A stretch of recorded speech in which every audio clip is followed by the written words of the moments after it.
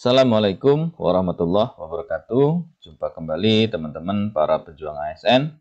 Hari ini kita masuk ke sesi latihan soal ya untuk P3K, kompetensi teknis pengadministrasi perkantoran bagian ke-12 ya. Jadi dalam bagian ke-12 ini teman-teman ada sebanyak 70 soal ya. Nah, ini dibagi menjadi dua. Yang pertama 50 ini untuk teknis ya. Kemudian yang 20 soal itu untuk TIU ya, atau tes intelijensi umum.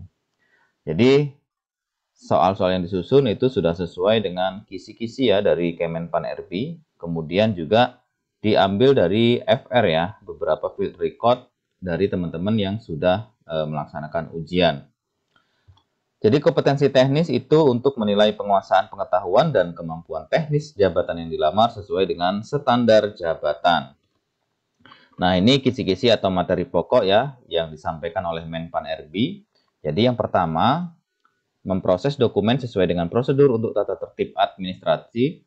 Kedua, memilah dokumen sesuai dengan jenisnya. Ketiga, mengelompokkan dokumen sesuai dengan jenisnya. Keempat, mendistribusikan dokumen sesuai dengan jenisnya.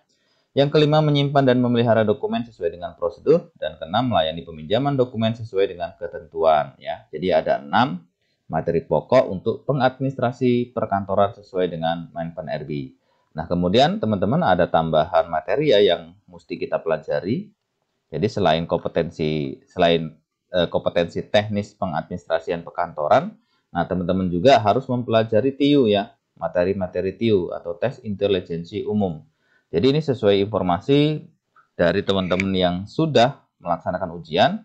Di dalam soal-soal kompetensi teknis itu ada soal-soal TIU teman-teman ya. Di dalamnya ada sinonim ya, atau persamaan kata, antonim atau lawan kata, perbandingan P dan Q. Kemudian hitungan-hitungan matematika sederhana gitu ya. Kemudian hitungan jarak, hitungan berat, hitungan waktu ya, hitungan kilogram dan lain sebagainya gitu ya. Jadi teman-teman juga harus mempelajari TIU ya, atau tes intelijensi umum. Nah, nanti di akhir ini ada 20 soal, kita sepil ya, contoh-contoh soal TIU ya. Oke, kita langsung masuk saja ke simulasi soal yang pertama. Dalam konteks pengarsipan dokumen, prinsip kearsipan vital mengacu pada dokumen yang A. dibutuhkan setiap hari untuk kegiatan operasional rutin, B. harus segera dihancurkan setelah masa retensinya berakhir, C. menjadi dasar legalitas dan keberlanjutan organisasi dalam jangka panjang, D. dapat dipinjamkan kepada pihak eksternal tanpa proses pencatatan, E. dapat diakses oleh siapa saja. Yang benar adalah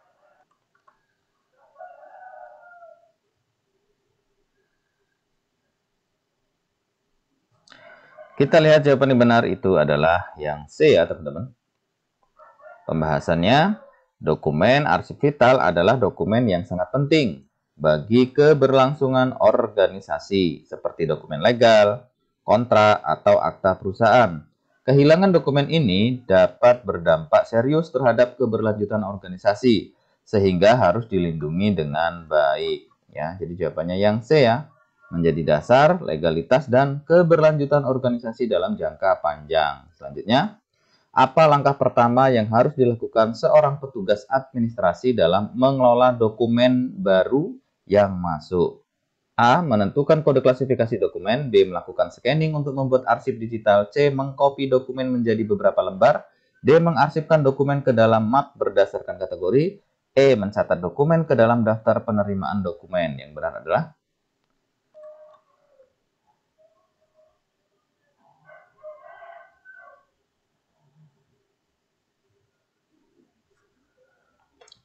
jawaban yang benar itu adalah yang E ya. Pembahasannya, langkah pertama dalam prosedur pengarsipan dokumen adalah melakukan pencatatan dokumen ke dalam daftar penerimaan. Hal ini memastikan bahwa keberadaan dokumen terekam dengan baik dan memudahkan pelacakan di kemudian hari ya.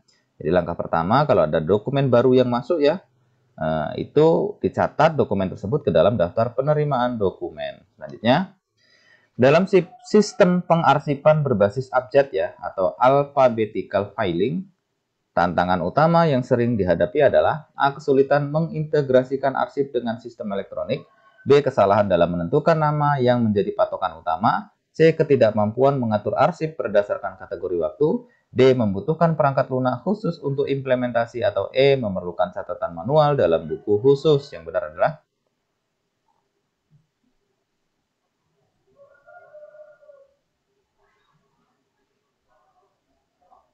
ya, kita jawab yang benar adalah yang B ya. Pembahasan dalam sistem pengarsipan berbasis abjad, tantangan utama adalah menentukan nama atau istilah yang digunakan sebagai patokan utama pengarsipan, terutama jika terdapat nama yang mirip atau ejaan yang tidak konsisten. Jadi ini tantangan utama ya dalam pengarsipan berbasis abjad ya atau alfabetikal, yaitu seringkali ditemui kesalahan dalam menentukan nama yang menjadi patokan utama.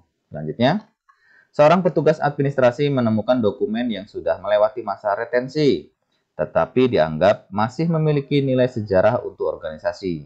Apa langkah yang sebaiknya diambil? A. Menghancurkan dokumen sesuai kebijakan masa retensi.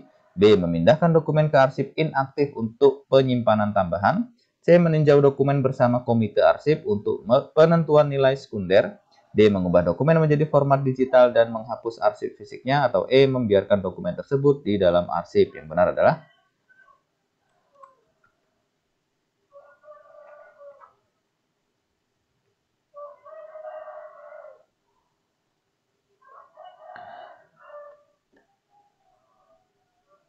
kita lihat jawaban yang benar itu adalah yang C ya. Pembahasan. Dokumen yang memiliki nilai sejarah dianggap memiliki nilai sekunder. Dalam prosedur pengarsipan, dokumen ini tidak langsung dihancurkan, tetapi dinilai dahulu ya lebih lanjut untuk ditentukan apakah layak disimpan secara permanen ya. Jadi dalam hal ini yang benar adalah yang C ya. Walaupun sudah melewati masa retensi, kalau misalnya dianggap itu memiliki nilai sejarah atau nilai yang lain, itu kita tinjau dulu bersama komite arsip untuk ditentukan nilai sekundernya. Tapi saat penentuan itu ternyata nilai sekundernya tidak ada, maka langsung dihancurkan karena sudah melewati masa retensi. Selanjutnya, salah satu teknologi yang dapat membantu petugas administrasi dalam memastikan keamanan dokumen arsip digital adalah A. Sistem manajemen basis data relasional. B. Enkripsi end-to-end pada file digital. C. Protokol jaringan yang dioptimalkan untuk kecepatan akses. D. Cloud storage tanpa fitur pengelompokan dokumen, atau E. Penyimpanan di laptop pribadi. Yang benar adalah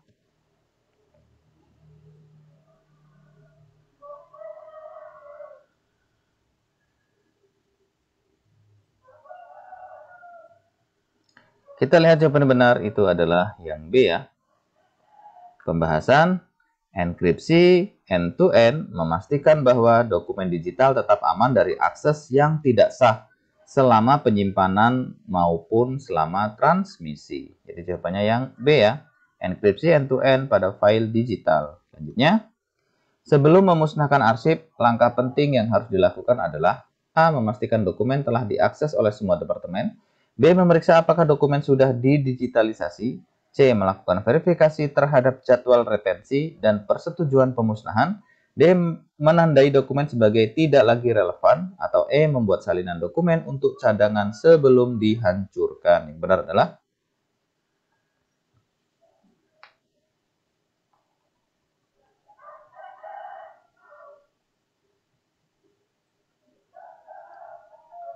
kita lihat jawaban yang benar itu adalah yang C ya. Pembahasannya, pemusnahan arsip harus dilakukan sesuai dengan jadwal retensi dan melalui proses persetujuan yang jelas untuk memastikan legalitas dan kepatuhan terhadap kebijakan organisasi ya. Jadi yang dilakukan adalah melakukan verifikasi terhadap jadwal retensi, kemudian persetujuan pemusnahan. Jadi jawabannya yang C. Selanjutnya, tahap pertama dalam prosedur pengelolaan arsip adalah A. Pemusnahan arsip yang sudah tidak dibutuhkan. B. Penyimpanan dokumen berdasarkan kategori tertentu. C. Identifikasi dan klasifikasi dokumen. D. Pembuatan laporan arsip yang telah disimpan, atau E. Penghapusan dokumen dari sistem digital. Yang benar adalah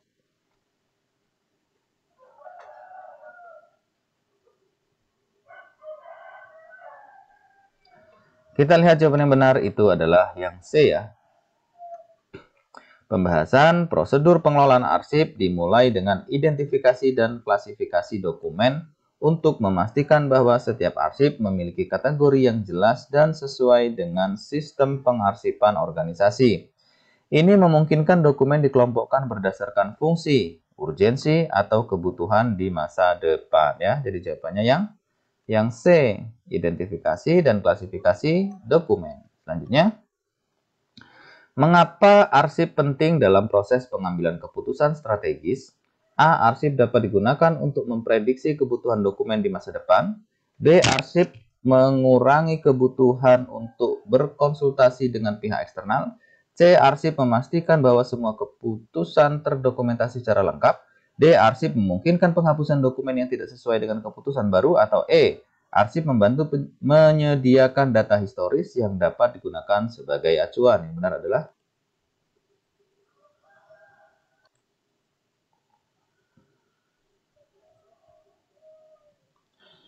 kita lihat jawaban yang benar itu adalah yang E ya. Pembahasan data historis yang tersimpan dalam arsip memungkinkan organisasi membuat keputusan strategis yang lebih baik berdasarkan pola dan informasi masa lalu ya.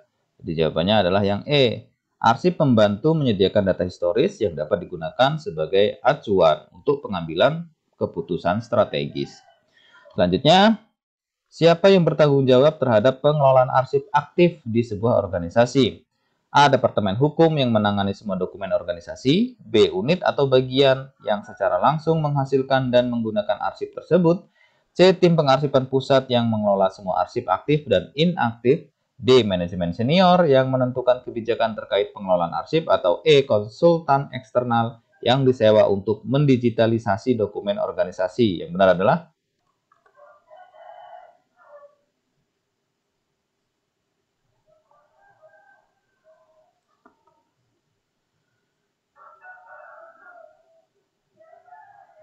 kita lihat jawaban yang benar adalah yang B ya. Pembahasannya, arsip aktif adalah dokumen yang masih digunakan dalam kegiatan operasional sehari-hari. Sehingga tanggung jawab utamanya berada pada unit yang menghasilkannya ya. Jadi jawabannya yang B. Unit atau bagian yang secara langsung menghasilkan dan menggunakan arsip tersebut. Selanjutnya, manakah pernyataan yang benar mengenai perbedaan antara arsip dinamis dan arsip statis? A. Arsip dinamis adalah dokumen yang sudah tidak digunakan lagi tetapi tetap disimpan untuk referensi. B. Arsip statis adalah dokumen yang digunakan dalam kegiatan administratif sehari-hari.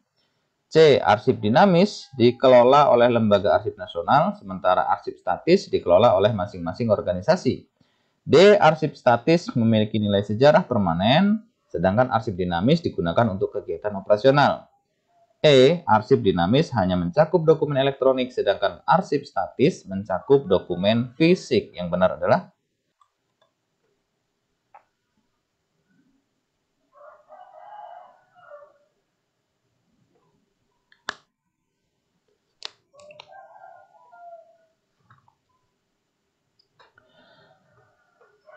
kita lihat jawaban yang benar adalah yang D.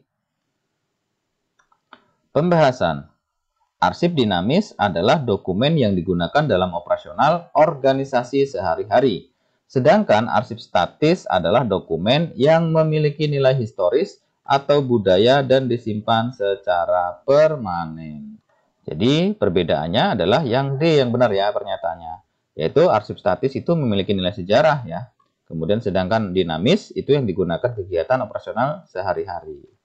Selanjutnya, langkah pertama yang harus dilakukan petugas administrasi perkantoran saat menerima surat masuk adalah A. Langsung mendistribusikan surat kepada penerima. B. Mencatat surat dalam buku agenda atau sistem digital. C. Membuka surat tanpa memeriksa keamanan isinya. D. Mengarsipkan surat tanpa mencatatnya terlebih dahulu.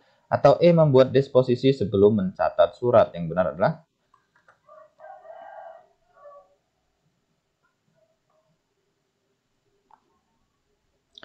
jawaban yang benar itu adalah yang B ya. Pembahasan langkah pertama dalam pengelolaan surat masuk adalah mencatat surat dalam buku agenda atau sistem digital untuk memastikan dokumen tersebut terdokumentasi dengan baik dan terorganisasi. Jadi jawabannya yang B, mencatat surat dalam buku agenda atau sistem digital. Selanjutnya, disposisi adalah salah satu bagian penting dalam pengelolaan surat masuk. Tujuan utama disposisi adalah A. Mengarahkan surat ke pihak yang berwenang untuk menindaklanjuti, B. Menyimpan surat masuk di arsip permanen, C. Menentukan tanggal penghapusan surat, D. Menggunakan surat untuk tujuan pribadi, atau E. Menunda tindak lanjut surat hingga waktu tertentu. Yang benar adalah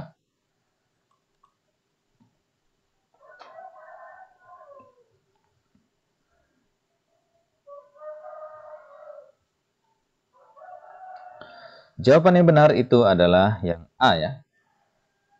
Pembahasan disposisi bertujuan untuk mengarahkan surat kepada pihak yang berwenang untuk ditindaklanjuti sesuai dengan isi atau kebutuhan surat tersebut. Jadi disposisi itu untuk mengarahkan surat ke pihak yang berwenang untuk menindaklanjutinya. Selanjutnya, dalam pengelolaan surat keluar, dokumen yang harus disiapkan oleh petugas administrasi adalah A. Surat pengantar saja, B. Surat asli tanpa catatan distribusi, C. Hanya salinan surat untuk penerima, D. Surat elektronik tanpa mempersiapkan hard copy, E. Surat asli, tembusan, dan arsipnya. Yang benar adalah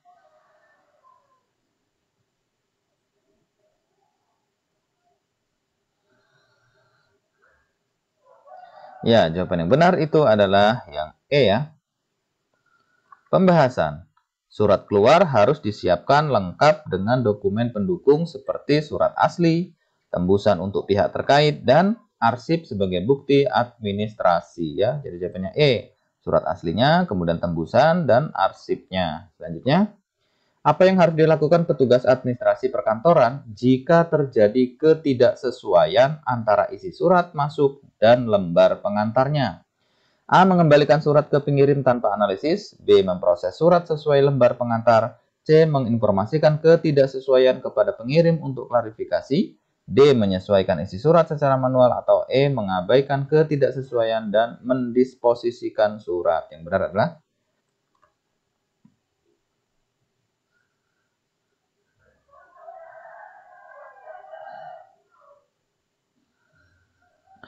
jawaban yang benar adalah yang C ya teman-teman.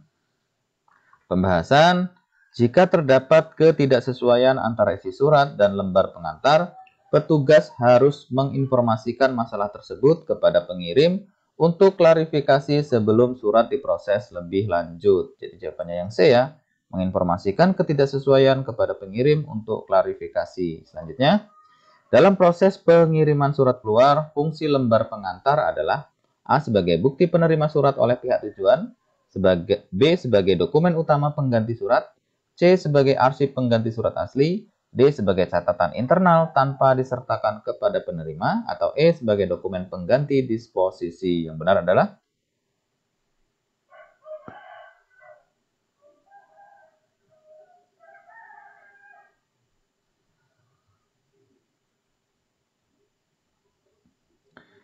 Oke, jawaban yang benar adalah yang A ya. Pembahasan. Lembar pengantar berfungsi sebagai bukti penerimaan surat oleh pihak tujuan. Ini memastikan dokumen diterima dan dicatat secara resmi. Jadi jawabannya A. Sebagai bukti penerima surat oleh pihak tujuan. Yang selanjutnya, petugas administrasi perkantoran menggunakan sistem digital untuk pengelolaan surat masuk dan keluar. Salah satu keuntungan utama sistem ini adalah A. Menghilangkan kebutuhan untuk mencatat secara manual, B. Membebaskan petugas dari tanggung jawab pengarsipan, C. Memungkinkan akses cepat dan pelacakan surat secara real time, D. Mengganti kebutuhan untuk menyusun tembusan surat, atau E. Mengurangi transparansi dalam proses distribusi surat. Yang benar adalah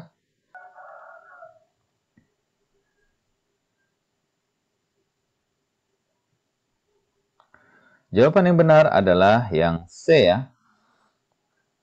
Pembahasannya, sistem digital memungkinkan akses cepat dan pelacakan surat secara real time, meningkatkan efisiensi dan transparansi dalam pengelolaan dokumen. Jadi jawabannya yang C ya, memungkinkan akses cepat dan pelacakan surat secara real time. Selanjutnya, manakah di antara berikut yang bukan termasuk prinsip pengelolaan surat keluar? A. Kejelasan isi surat, B. Kepatuhan terhadap format surat resmi, C. Penyimpanan sementara tanpa catatan distribusi. D. Kelengkapan dokumen pendukung. E. Pencatatan dalam buku agenda surat keluar. Yang benar adalah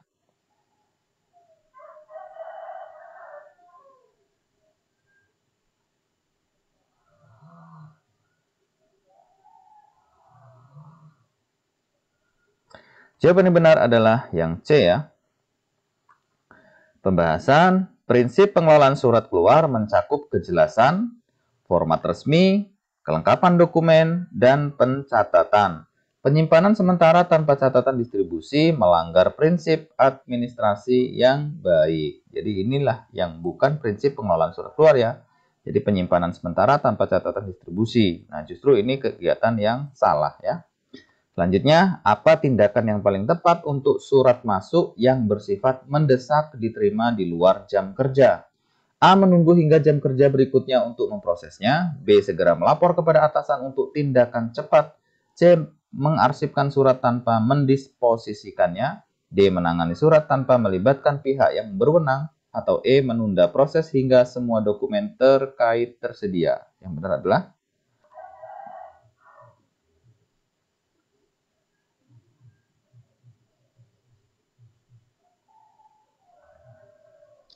jawaban yang benar adalah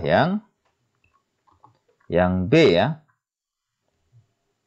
Pembahasan surat masuk yang bersifat mendesak harus segera dilaporkan kepada atasan untuk memastikan tindak lanjut yang lebih cepat dan sesuai ya. Jadi dilaporkan kepada atasan untuk ditindaklanjuti atau untuk tindakan cepat karena suratnya mendesak dan diterimanya di luar jam kerja.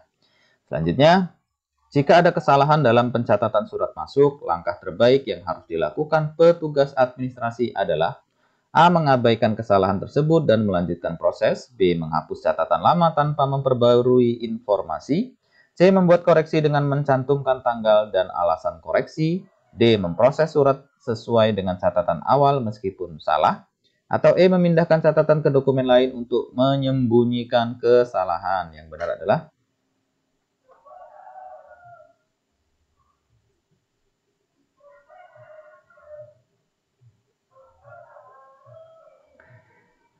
jawaban yang benar adalah yang C ya. Pembahasan kesalahan pencatatan harus dikoreksi dengan mencantumkan tanggal dan alasan koreksi untuk menjaga transparansi dan akurasi administrasi. Jadi jawabannya yang C ya. Membuat koreksi dengan mencantumkan tanggal dan alasan koreksi. Selanjutnya, dalam langkah terakhir dalam proses pengelolaan surat keluar adalah A. Membuat laporan distribusi surat untuk arsip. B. Memastikan surat diterima oleh pihak terkait. C. Menghapus dokumen setelah dikirim. D. Menyimpan surat tanpa bukti pengiriman. Atau E. Menutup proses tanpa verifikasi penerimaan. Yang benar adalah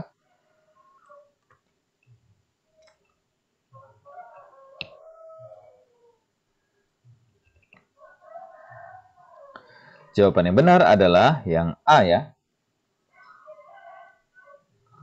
Pembahasan laporan distribusi surat adalah langkah terakhir yang penting dalam proses pengelolaan surat keluar. Ini memastikan surat telah dikirim sesuai prosedur dan terdokumentasi dengan baik. Jadi jawaban yang A. Membuat laporan terdistribusi surat untuk arsip. Selanjutnya, tujuan utama dari penggunaan buku ekspedisi oleh petugas administrasi perkantoran adalah A. Menyimpan dokumen pengganti surat resmi. B. Mencatat informasi pengiriman dan penerimaan surat atau dokumen. C. Mengelola pengadaan barang dan jasa di kantor. D. Mengarsipkan seluruh surat yang telah diproses. Atau E. Memantau kegiatan harian seluruh karyawan. Yang benar adalah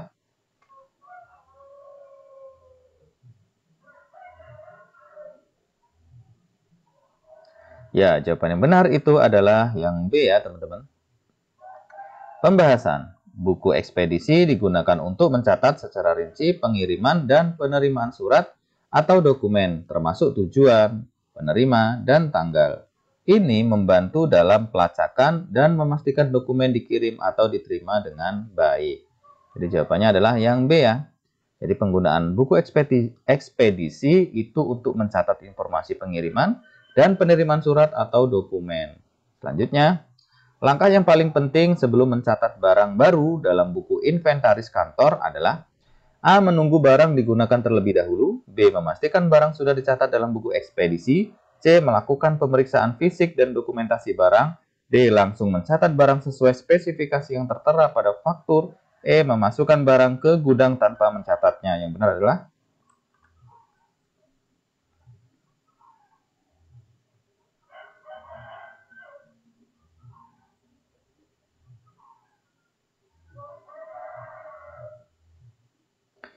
jawaban yang benar adalah yang C ya. Pembahasan. Pemeriksaan fisik barang sangat penting sebelum pencatatan. Untuk memastikan kondisi barang sesuai dengan spesifikasi pada faktur atau dokumen pengadaan. Hal ini mencegah kesalahan dalam inventarisasi ya. Jadi jawabannya yang C. Jadi dilakukan dulu pemeriksaan fisik dan dokumentasi barang. Selanjutnya, petugas administrasi menemukan bahwa beberapa barang di buku inventaris sudah tidak ada di kantor. Langkah terbaik yang harus dilakukan adalah A. Menghapus catatan barang tanpa investigasi lebih lanjut. B. Memindahkan tanggung jawab inventaris kepada staf lain. C. Mengganti barang yang hilang dengan barang baru. D. Mengabaikan masalah karena barang tersebut sudah lama dicatat. Atau E. Membuat laporan kehilangan dan mencari penyebabnya. Yang benar adalah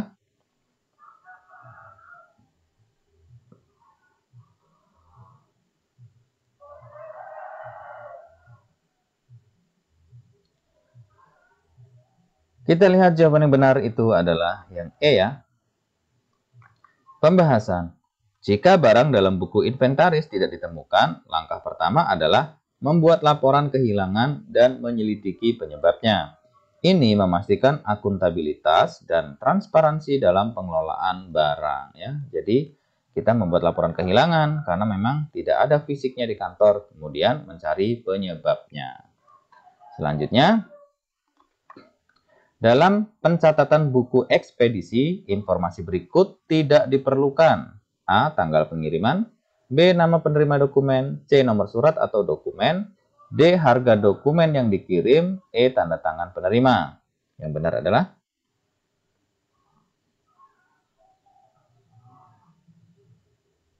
ya, kita lihat jawaban yang benar itu adalah yang D ya, teman-teman. Pembahasan harga dokumen tidak relevan dalam buku ekspedisi karena buku ini hanya mencatat informasi yang berkaitan dengan pengiriman dan penerimaan dokumen, seperti tanggal, penerima, nomor surat, dan tanda tangan si penerima. Jadi jawabannya yang benar D ya, harga dokumen yang dikirim. Nah, itu yang tidak diperlukan dalam ekspedisi. Selanjutnya, petugas administrasi perkantoran ingin memperbarui buku inventaris.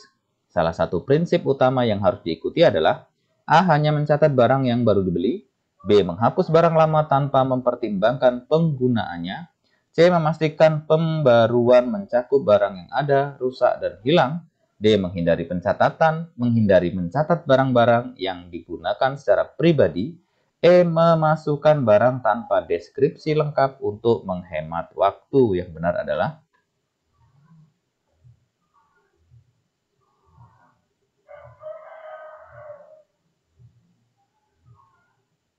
ya, kita lihat jawaban yang benar itu adalah yang C ya. Pembahasan buku inventaris harus mencakup informasi lengkap tentang barang yang ada. Misalnya barang rusak, serta barang yang hilang. Untuk memberikan gambaran menyeluruh tentang kondisi aset kantor ya. Jadi jawabannya yang C. Jadi memastikan dulu pembaruan itu mencakup barang yang ada, kemudian barang yang rusak atau barang yang hilang. Jadi semuanya harus lengkap untuk bisa memperbarui buku inventaris. Prinsip ini yang harus dipegang ya.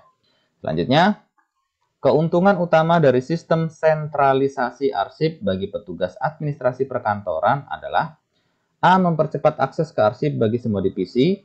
B. Mengurangi tanggung jawab divisi dalam pengelolaan arsip. C. Memastikan keamanan dokumen melalui pengelolaan terpusat. D. Membebaskan divisi dari kebutuhan arsip fisik. Atau E. Mempermudah penghapusan arsip yang tidak relevan. Yang benar adalah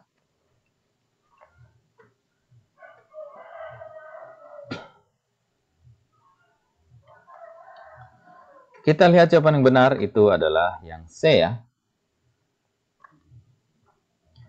Pembahasan sistem sentralisasi arsip memungkinkan pengelolaan dokumen dilakukan di satu lokasi yang terpusat, meningkatkan keamanan dan kontrol atas dokumen. Namun, aksesibilitas untuk beberapa divisi dapat memerlukan waktu lebih lama dibanding desentralisasi ya. Jadi jawabannya yang C, memastikan keamanan dokumen melalui pengelolaan yang terpusat. Nah, itu keuntungan utama dari sistem arsip sentralisasi. Selanjutnya, dalam sistem desentralisasi arsip, salah satu tantangan utama bagi petugas administrasi perkantoran adalah A. Tingginya biaya pengelolaan arsip, B. Sulitnya mengintegrasikan dokumen antar divisi, C. Berkurangnya kebutuhan untuk pelatihan pengelolaan arsip, D. Tidak adanya tanggung jawab pengelolaan dokumen di tingkat divisi, atau E. Meningkatnya jumlah dokumen yang harus diarsipkan di pusat. Yang benar adalah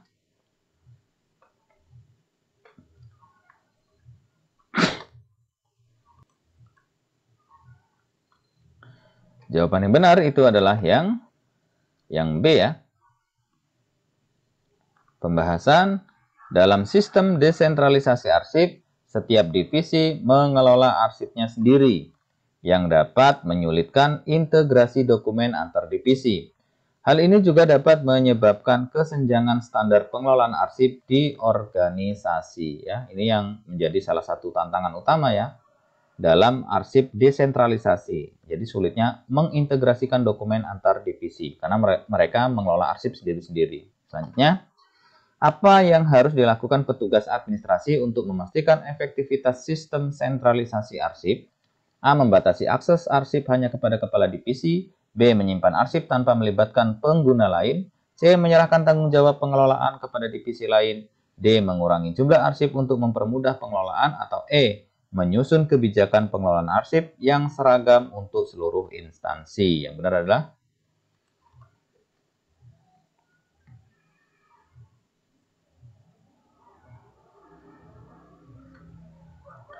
kita lihat jawaban yang benar adalah yang E ya. Pembahasan dalam sistem sentralisasi, kebijakan pengelolaan arsip yang seragam sangat penting untuk memastikan semua dokumen dikelola dengan standar yang sama, memudahkan pengelolaan, pencarian, dan akses ya. Jadi jawabannya yang E, menyusun kebijakan pengelolaan arsip yang seragam untuk seluruh instansi. Selanjutnya, manakah pernyataan berikut yang tidak benar mengenai sistem desentralisasi arsip? A. Setiap divisi bertanggung jawab atas pengelolaan arsipnya sendiri. B. Desentralisasi meningkatkan fleksibilitas akses arsip di tingkat divisi. C. Desentralisasi memastikan keamanan dokumen lebih baik dibandingkan sentralisasi. D. Sistem ini dapat menyebabkan duplikasi arsip antar divisi. E. Pelatihan untuk standar pengelolaan arsip menjadi lebih penting. Yang benar adalah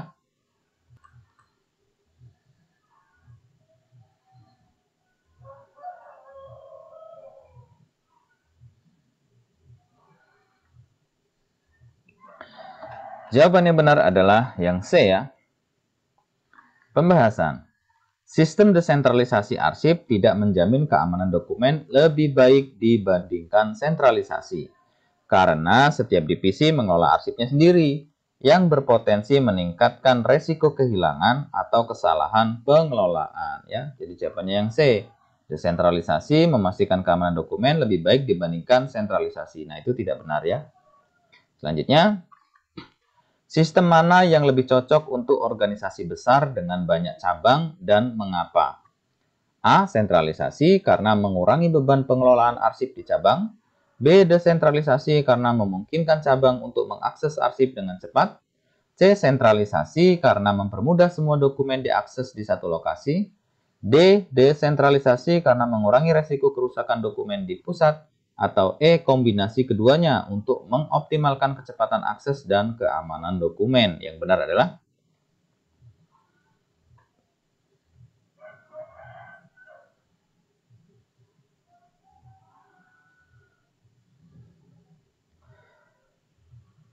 jawaban yang benar adalah yang E ya tentunya. Pembahasannya, kombinasi sentralisasi dan desentralisasi seringkali menjadi solusi terbaik bagi organisasi besar. Arsip strategis dan bernilai tinggi dapat desentralisasi untuk keamanan. Sedangkan arsip operasional disimpan secara desentralisasi di cabang untuk akses yang cepat ya. Jadi jawabannya yang E. Jadi ternyata kombinasi keduanya, baik sentralisasi ataupun desentralisasi ya, untuk mengoptimalkan kecepatan akses kemudian keamanan dokumen. Kecepatan akses ini desentralisasi, keamanan dokumen ini sentralisasi, lebih condong ke sana.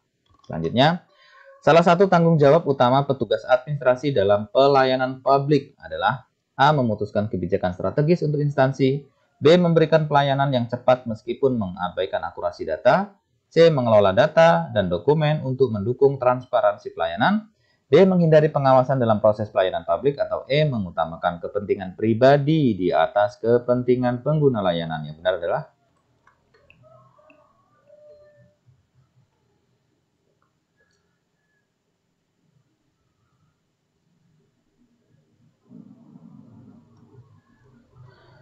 jawaban yang benar itu adalah yang C ya teman-teman. Pembahasan petugas administrasi bertanggung jawab untuk mengelola data dan dokumen dengan baik, memastikan transparansi, akurasi, dan akuntabilitas dalam pelayanan publik. Ini menjadi dasar kepercayaan masyarakat terhadap instansi. Jadi jawabannya yang C ya teman-teman. Jadi mengelola data dan dokumen untuk mendukung transparansi pelayanan. Nah, itu menjadi salah satu tugas utama petugas administrasi dalam pelayanan publik ya. Selanjutnya, dalam melayani permintaan data dari pihak lain, petugas administrasi harus memastikan bahwa A. Semua data yang diminta langsung diserahkan tanpa validasi, B. Data tidak diserahkan untuk menghindari potensi masalah hukum, C. Permintaan data diproses tanpa pemeriksaan otoritas peminta, D. Seluruh dokumen internal diberikan tanpa batasan, atau E. Hanya data yang diizinkan oleh kebijakan organisasi yang diberikan. Yang benar adalah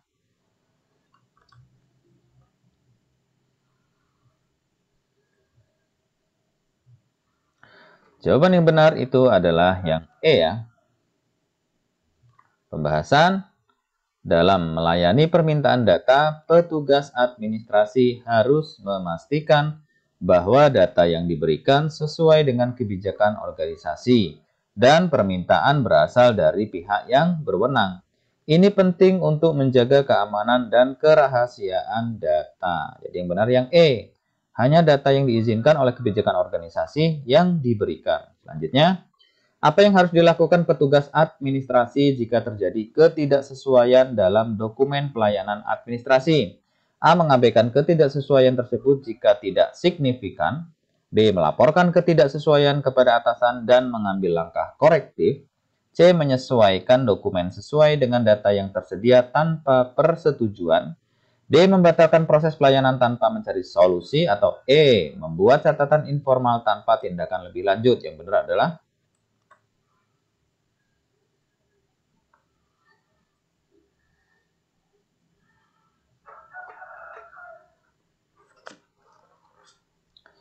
kita lihat jawaban yang benar itu adalah yang B ya.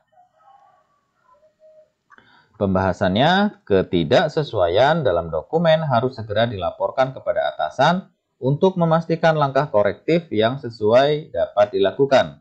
Ini membantu menjaga akurasi dan kualitas administrasi pelayanan. Jadi jawabannya yang B ya. Melaporkan ketidaksesuaian kepada atasan dan mengambil langkah korektif. Selanjutnya, prinsip utama yang harus diterapkan petugas administrasi perkantoran dalam memberikan pelayanan administrasi adalah A. Kecepatan layanan di atas segalanya, B. Mengutamakan efisiensi meskipun mengorbankan akurasi, C. Memberikan pelayanan yang transparan, akurat, dan sesuai prosedur, D. Menyelesaikan semua permintaan tanpa memeriksa kelengkapan dokumen, E. Menghindari interaksi langsung dengan pemohon layanan. Yang benar adalah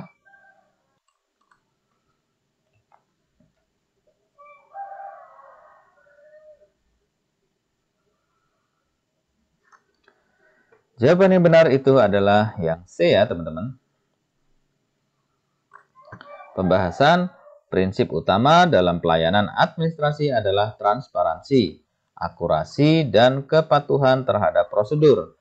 Hal ini memastikan bahwa pelayanan yang diberikan berkualitas dan dapat dipertanggungjawabkan. Jadi jawabannya yang C ya, memberikan pelayanan yang transparan, akurat, dan sesuai prosedur. Selanjutnya, untuk memastikan kualitas pelayanan publik yang baik, petugas administrasi harus A. Mengutamakan kecepatan layanan tanpa memperhatikan prosedur. B. Melakukan evaluasi terhadap proses pelayanan secara berkala. C. Menyelesaikan layanan hanya saat pengguna layanan mendesak. E. Menghindari komunikasi langsung dengan masyarakat untuk mengurangi beban kerja. Atau E. Memberikan layanan tanpa catatan dokumentasi. Yang benar adalah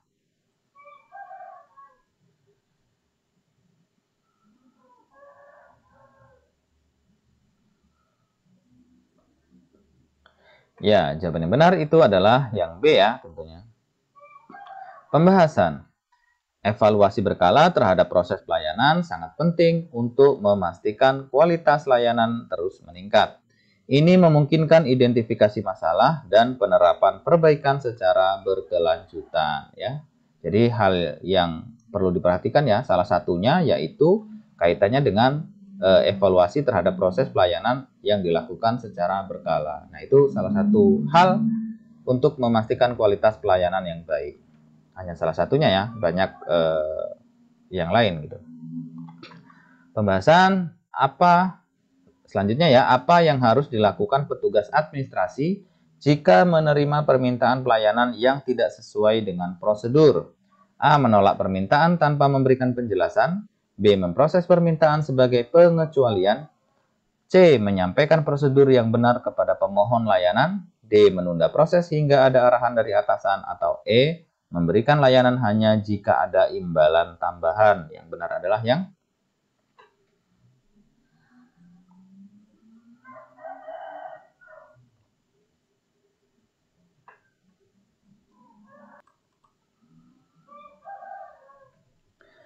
jawaban yang benar itu adalah yang C ya. Pembahasan. Jika permintaan tidak sesuai dengan prosedur, petugas harus menyampaikan prosedur yang benar kepada pemohon secara jelas dan sopan. Hal ini mendidik masyarakat tentang tata cara yang benar dalam mengakses layanan publik. Jadi jawabannya yang C, teman-teman ya. Jadi menyampaikan prosedur yang benar kepada pemohon layanan. Selanjutnya, ketika petugas administrasi menghadapi konflik dengan pemohon layanan publik, langkah pertama yang harus dilakukan adalah A. Membela posisi instansi tanpa mendengarkan pemohon. B. Mengesampingkan konflik dan melanjutkan tugas lainnya. C. Menghentikan pelayanan kepada pemohon tersebut secara permanen. D. Melibatkan pihak ketiga untuk menyelesaikan konflik secara langsung. E. Mendengarkan dengan empati dan mencoba memahami keluhan pemohon. Yang benar adalah yang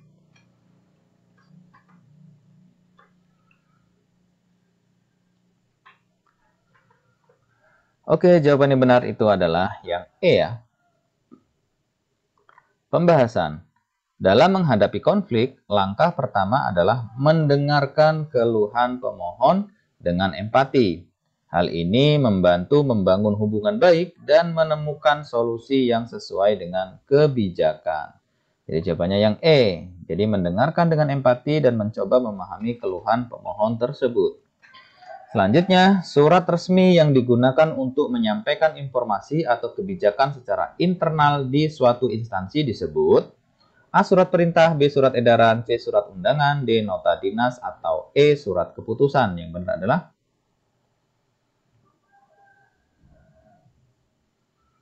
ya, jawaban yang benar itu adalah yang B ya. Pembahasan surat edaran adalah surat resmi yang digunakan untuk menyampaikan informasi, kebijakan, atau pengumuman kepada seluruh bagian di dalam suatu instansi.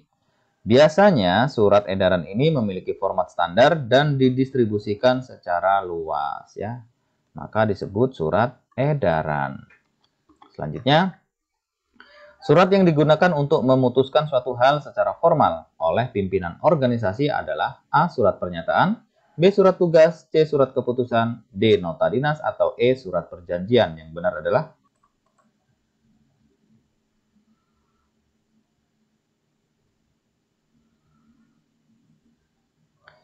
Kita lihat jawaban yang benar itu adalah yang C ya. Pembahasan surat keputusan atau SK digunakan oleh pimpinan organisasi untuk menetapkan atau memutuskan suatu hal secara formal, seperti pengangkatan, penugasan, atau pemberhentian. Surat ini memiliki kekuatan hukum di dalam organisasi tersebut. Ya, jadi jawabannya adalah SK atau surat keputusan. Selanjutnya, surat perjanjian termasuk jenis surat. A. Surat niaga, B. Surat pribadi, C. Surat dinas, D. Surat resmi, atau E. Surat sosial. Yang benar adalah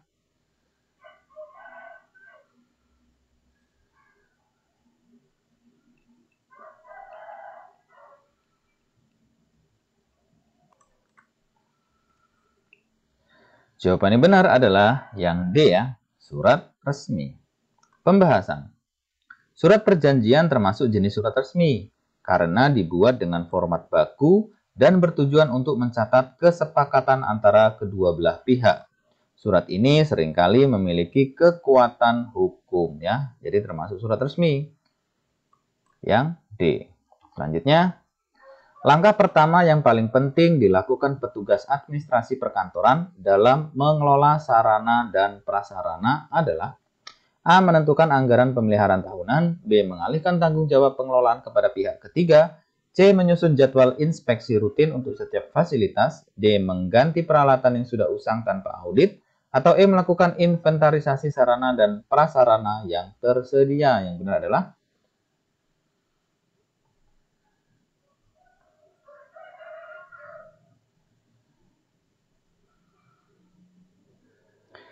jawaban yang benar itu adalah yang E ya. Pembahasan. Inventarisasi adalah langkah awal dalam mengelola pengelolaan sarana dan prasarana. Hal ini membantu petugas administrasi mengetahui aset yang tersedia, kondisinya, dan kebutuhan pengelolaan lebih lanjut. Ya, jadi yang E melakukan inventarisasi sarana dan prasarana yang tersedia. Selanjutnya, seorang petugas administrasi menemukan bahwa beberapa peralatan kantor tidak digunakan secara optimal. Solusi terbaik untuk masalah ini adalah A. Mengalokasikan ulang peralatan ke divisi yang membutuhkannya, B. Menjual peralatan yang tidak digunakan untuk menghemat ruang, C. Membeli peralatan baru untuk menggantikan yang lama, D. Menyimpan peralatan di gudang tanpa rencana penggunaan, atau E. Membiarkan peralatan tanpa tindak lanjut untuk fokus pada kebutuhan lain. Yang benar adalah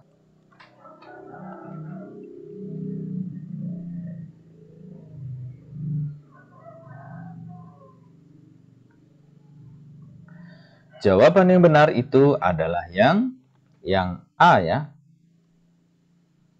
Pembahasan mengalokasikan ulang peralatan ke divisi atau bagian yang membutuhkannya adalah langkah optimal untuk memastikan semua sarana digunakan secara efisien dan menghindari pemborosan ya. Jadi yang A yang paling relevan ya, yaitu mengalokasikan ulang peralatan ke divisi lain yang membutuhkannya. Selanjutnya, pemeliharaan berkala pada fasilitas organisasi biasanya dilakukan untuk A. Memperbaiki kerusakan mendadak yang mempengaruhi operasional, B. Mengganti seluruh komponen fasilitas dalam waktu tertentu, C. Memastikan kondisi fasilitas tetap terjaga melalui inspeksi dan perawatan terjadwal, D. Menghentikan penggunaan fasilitas selama masa pemeliharaan, atau E. Menghilangkan kebutuhan untuk perbaikan rutin pada fasilitas. Yang benar adalah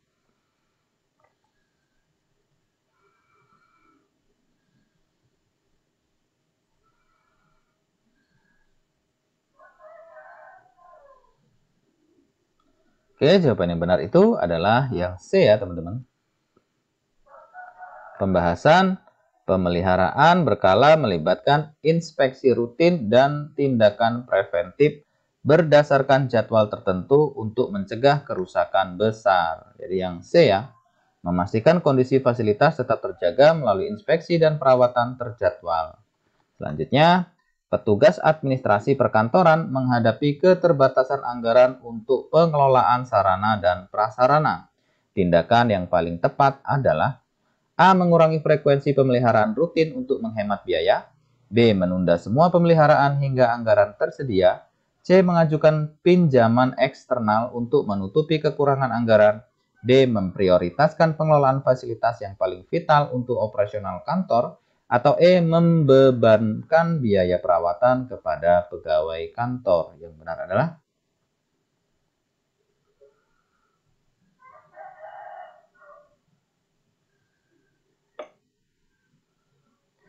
Oke, jawaban yang benar itu adalah yang D ya. Pembahasan. Ketika anggaran terbatas, memprioritaskan fasilitas yang penting untuk operasional kantor adalah langkah strategis. Hal ini memastikan kelangsungan kerja meskipun ada keterbatasan sumber daya. Jadi yang D ya. Jadi melakukan prioritas untuk pengelolaan fasilitas yang paling vital untuk operasional kantor. Selanjutnya, petugas administrasi perkantoran perlu memastikan bahwa pengadaan fasilitas baru memenuhi kebutuhan kantor. Langkah paling penting yang harus dilakukan sebelum pengadaan adalah A. Membandingkan harga dari berbagai vendor tanpa mempertimbangkan kualitas. B. Melakukan analisis kebutuhan untuk menentukan prioritas pengadaan. C. Membeli fasilitas dengan harga termurah untuk menghemat anggaran.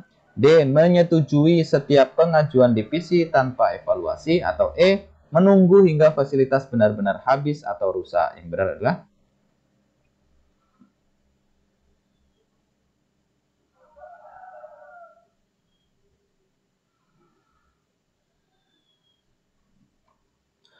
kita lihat jawaban yang benar itu adalah yang B ya. Pembahasannya, analisis kebutuhan membantu menentukan prioritas pengadaan yang benar-benar relevan dengan operasional kantor. Ini mencegah pembelian fasilitas yang tidak diperlukan dan memastikan efisiensi anggaran ya. Jadi jawabannya yang B, melakukan analisis kebutuhan untuk menentukan prioritas pengadaan. Selanjutnya, pemeliharaan sarana dan prasarana kantor yang darurat. Nah, ini darurat ya, dilakukan ketika A. Fasilitas beroperasi normal tetapi memerlukan inspeksi tambahan. B. Perawatan berkala gagal dilakukan sesuai jadwal. C. Terjadi kerusakan mendadak yang dapat mengganggu operasional. D. Organisasi memutuskan untuk mempercepat proses renovasi bangunan. Atau E. Penggantian aset dilakukan sesuai siklus pemeliharaan. Yang benar adalah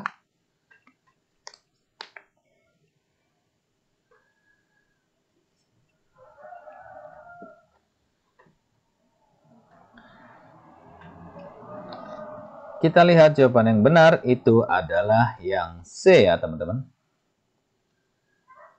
Pembahasan pemeliharaan darurat adalah respon terhadap situasi mendesak di mana kerusakan fasilitas mempengaruhi operasional atau keamanan ya. Jadi saat pemeliharaan sarana prasarana kantor yang darurat itu dilakukan ketika terjadi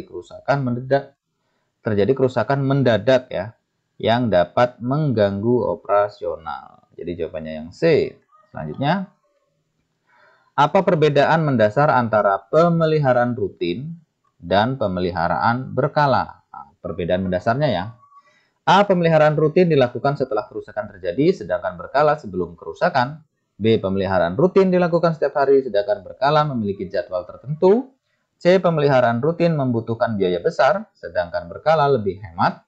D. Pemeliharaan rutin hanya untuk fasilitas penting, sedangkan berkala untuk semua fasilitas. E. Pemeliharaan rutin bersifat opsional, sedangkan berkala wajib dilakukan. Yang benar adalah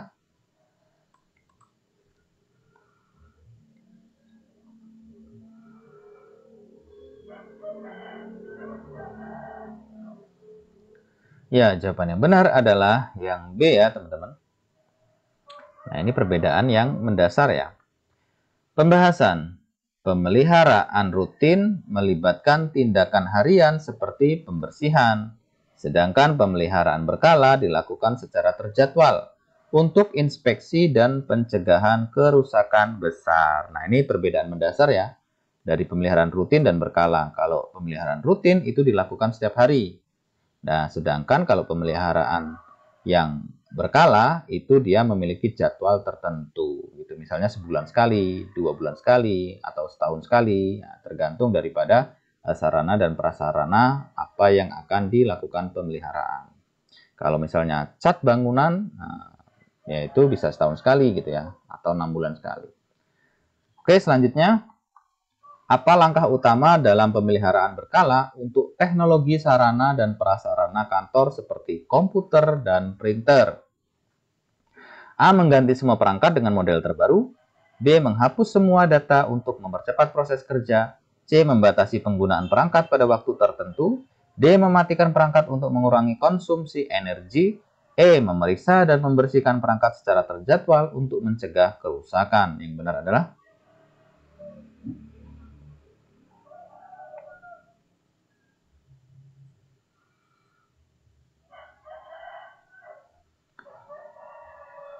kita lihat jawaban yang benar itu adalah yang E tentunya ya. Pembahasannya, pemeliharaan berkala pada teknologi mencakup tindakan preventif seperti pembersihan, pemeriksaan perangkat lunak, dan penggantian komponen kecil. Jadi yang E ya teman-teman ya, memeriksa dan membersihkan perangkat secara terjadwal untuk mencegah kerusakan. Selanjutnya, apa contoh pemeliharaan darurat sarana dan prasarana kantor yang melibatkan sistem keamanan ya? Jadi pemeliharaan darurat yang melibatkan sistem keamanan. A. Pembersihan kamera CCTV secara berkala. B. Penggantian baterai alarm kebakaran pada waktu tertentu. C. Perbaikan sistem alarm yang rusak akibat gangguan listrik. D. Inspeksi bulanan terhadap peralatan keamanan. Atau E. Pemasangan sistem keamanan baru. Yang benar adalah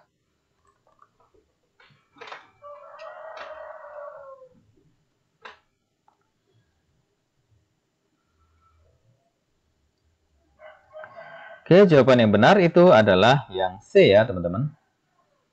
Pembahasan pemeliharaan darurat pada sistem keamanan mencakup tindakan cepat untuk memperbaiki kerusakan yang dapat membahayakan keselamatan ya. Jadi pemeliharaan darurat sarana prasarana yang melibatkan keamanan yaitu yang C ya. Jadi perbaikan sistem alarm yang rusak akibat gangguan listrik. Selanjutnya, apa yang biasanya termasuk dalam pemeliharaan berkala terhadap bangunan kantor? A. Pengecatan ulang dinding setiap 5 tahun. B. Penanganan kebocoran atap akibat hujan deras. C. Pengecekan harian terhadap lampu yang mati. D. Perbaikan lift yang rusak mendadak. Atau E. Pembersihan harian toilet kantor. Yang benar adalah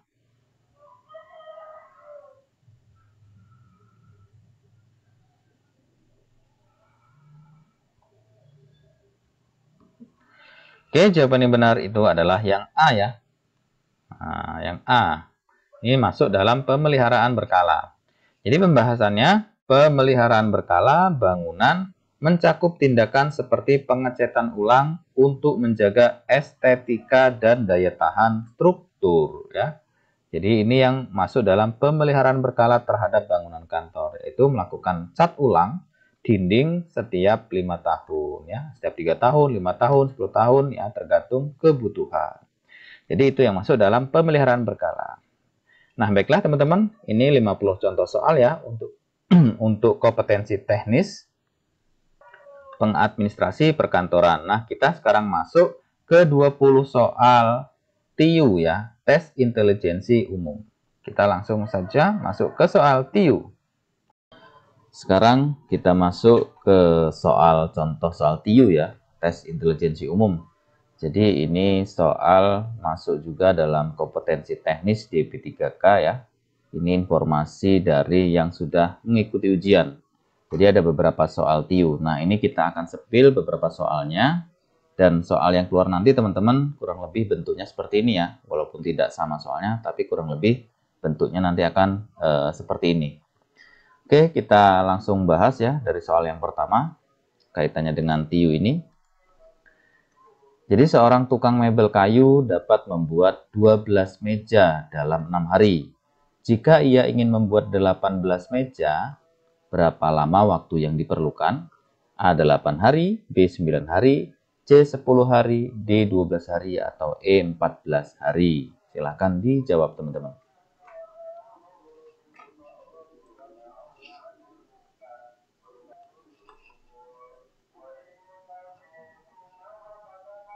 Gampang ya Mas Yan ya.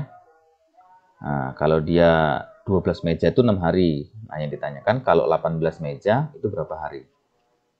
Oke, kita lihat pembahasannya. Jadi jawabannya yang B ya.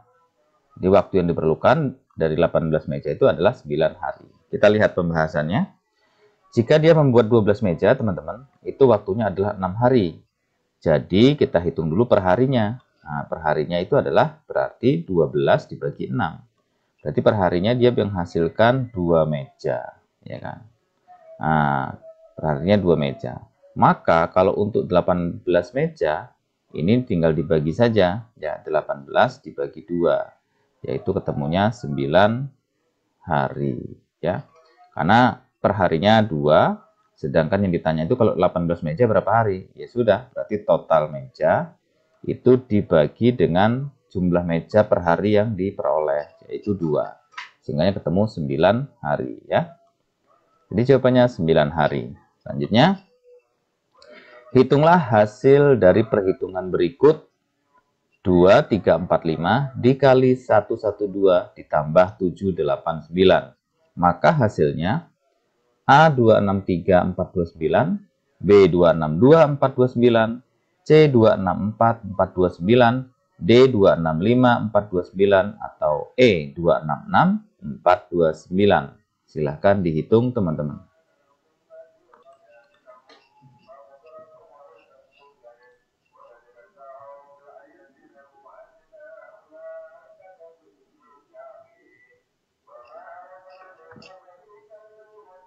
Oke. Silakan dihitung ya. Ini butuh kecepatan aja ya, kecepatan dan ketepatan dalam menghitung ini.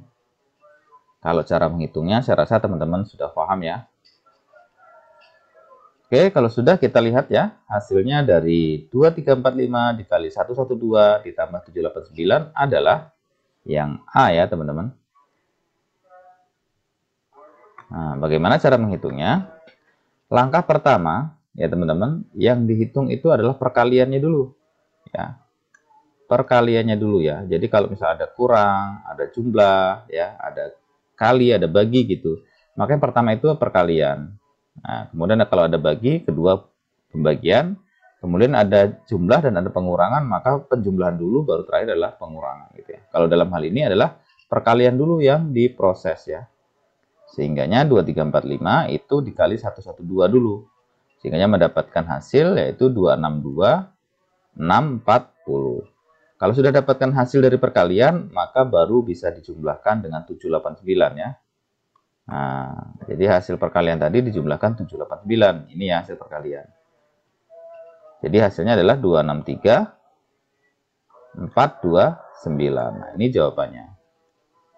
Jadi di sini perkaliannya dulu baru penjumlahannya ya. Jadi 263, 429. Selanjutnya, jika X sama dengan 3, kemudian Y sama dengan 5, maka persamaan mana yang benar? A, X plus 2 sama dengan Y, B, X min 1 sama dengan Y, C, X plus Y sama dengan 8, atau D, X kurang dari Y atau lebih kecil dari Y, E, X sama dengan Y. Yang benar adalah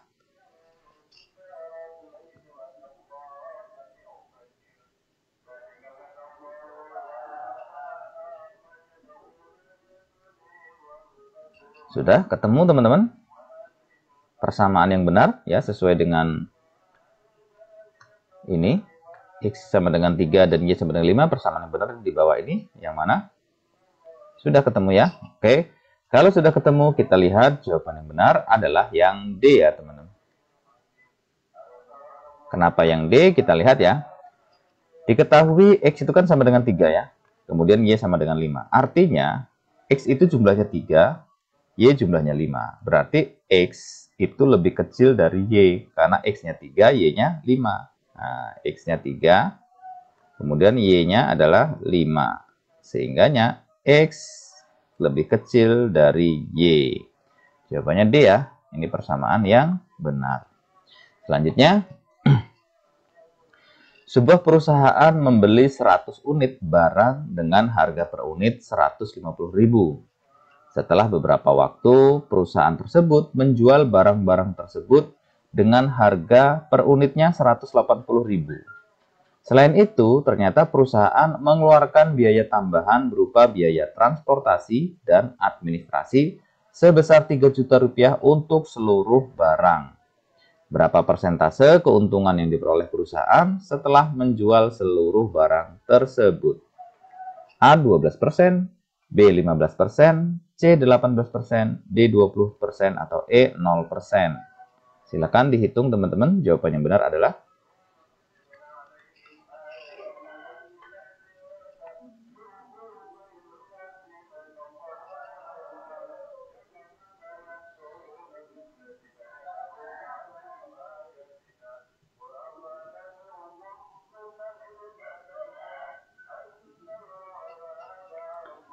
Oke, sudah dihitung teman-teman? Sudah ketemu ya? Kalau sudah ketemu, kita lihat jawaban yang benar itu adalah yang E ya. Nah, jadi keuntungannya itu adalah yang E. Kenapa yang E? Kita lihat pembahasannya. Modal awal ya atau yang dikeluarkan awal itu adalah 150.000 dikali 100 unit ya. Jadi dengan harga ya dia membeli 100 unit ini barang teman-teman dengan harga 150 ya. Nah, berarti ini 150.000 harganya dibeli 100 unit. Sehingga dia mengeluarkan yang pertama adalah 15 juta ya. Terus kemudian selanjutnya setelah beberapa waktu perusahaan tersebut menjual barang-barang per unitnya 180.000 ya, dijual per unitnya 180.000. Berarti kalau dikali 100 unit dapatnya adalah 18 juta ya. Nah, 18 juta. Oke. Selanjutnya, perusahaan mengeluarkan biaya tambahan berupa biaya transportasi dan administrasi 3 juta. Nah, artinya mengeluarkan uang lagi ya. Jadi biaya pengeluaran di sini teman-teman adalah 3 juta ya. Sehingga keuntungannya adalah 18 juta dikurang 15 juta. Nah, ini penjualan tadi ya. Dia menjual 18 juta karena modal awal itu 15 juta. Ya kan? Kemudian dikurang 3 juta. 3 juta ini merupakan pengeluaran biaya administrasi yang transportasi tadi ya. Ya kan? Di 18 juta ini adalah hasil penjualan. 15 juta ini modal ya. Modal untuk membeli barang pertama tadi. 3 juta adalah biaya administrasi. Sehingganya diperoleh 15 juta ya. Jadi kalau kita ngitung persentasenya adalah modalnya 15 juta ya, karena tadi 150.000 membeli 100 unit ya, sehingganya 15 juta. Kemudian pendapatannya 15 juta juga. Ya, sehingganya keuntungan menjadi 0% atau tidak untung ya, atau hanya balik modal saja gitu teman-teman. Jadi jawabannya adalah yang 0% gitu. Oke, ke soal selanjutnya. Pembangunan sebuah rumah memerlukan waktu 1 bulan jika dilakukan oleh 20 orang. Jika ada penambahan pekerja sebanyak 10 orang, maka berapa lama waktu pembangunan rumah tersebut? A 20 hari, B 30 hari, C 40 hari, D 50 hari, atau E 60 hari. Yang benar adalah silahkan dihitung teman-teman.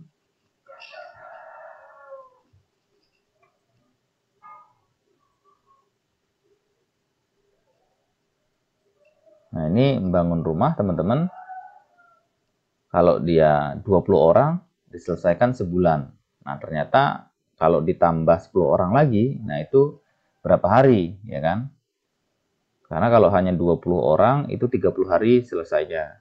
Nah, ternyata kalau misalnya 30 orang, nah itu berapa hari? Kalau 20 orang 30 hari, berarti kalau 30 orang berapa hari? Nah, itu yang ditanya.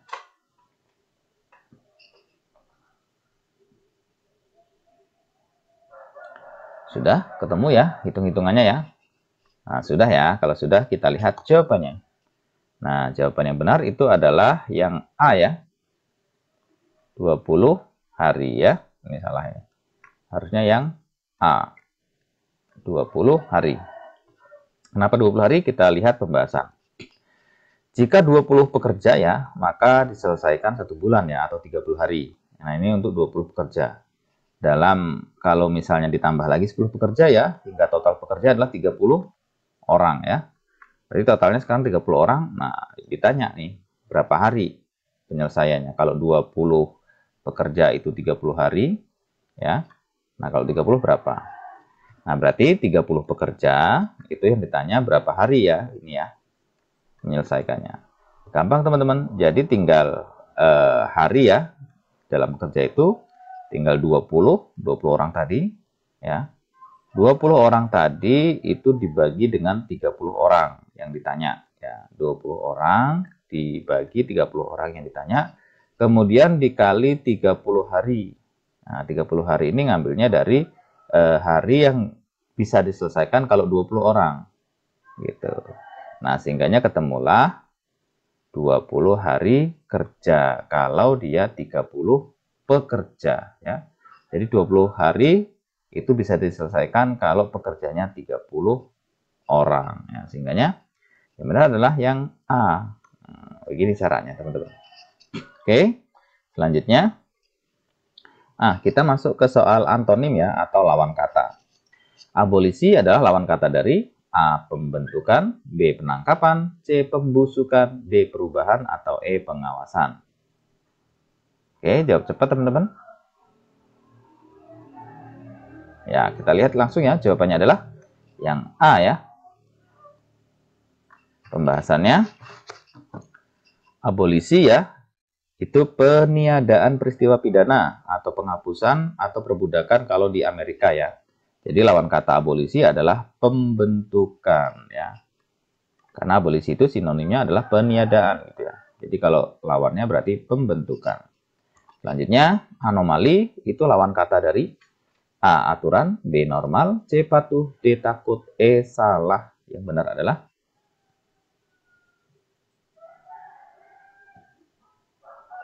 sudah ya. Kita jawab cepat. Kita jawab cepat. Yang jawabannya yang benar itu adalah yang B ya, normal. Kita lihat pembahasan ya. Anomali itu merupakan persamaan kata dari ketidaknormalan ya. Penyimpangan dari normal, kelalaian, kemudian penyimpangan atau kelalaian. Nah, jadi kalau kita ditanya lawan katanya, anomali adalah berarti normal ya. Karena anomali itu tidak normal gitu ya. Atau penyimpangan dari normal atau kelainan ya. Sehingga jawabannya lawan kata anomali adalah normal. Selanjutnya, nah, kita masuk sinonim ya, atau persamaan kata. Kalau sama dengan ini berarti tandanya persamaan kata, sinonim. Tendensi itu persamaan kata dari A denyut nadi, B lawan, C utama, D ruang, atau E kecenderungan. Yang benar adalah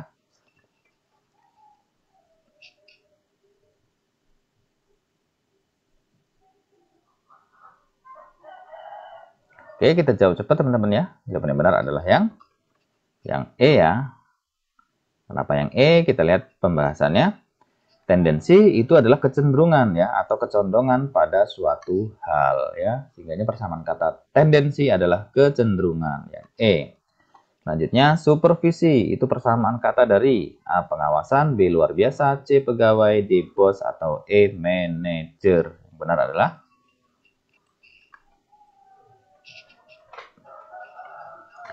Oke, kita jawab cepat. Yang benar itu adalah yang A ya teman-teman. Kita lihat pembahasannya. Supervisi itu sama dengan adalah pengawasan utama ya, atau pengontrolan tertinggi atau penyeliaan ya. Jadi supervisi adalah pengawasan. Selanjutnya, sporadis. Nah, sporadis ini persamaan kata dari A rapat, B subur, C banyak, D jarang, atau E rusak.